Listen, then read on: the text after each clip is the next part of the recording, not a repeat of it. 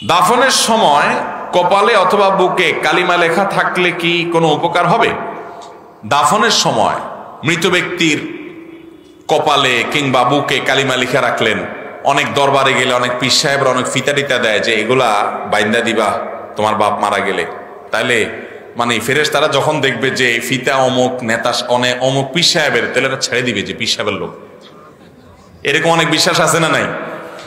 আমাদের দেশে সব জায়গায় তো এই টাইপের কাজ কাম চলে, মাস্তানি ছাড়া কিছু নেই।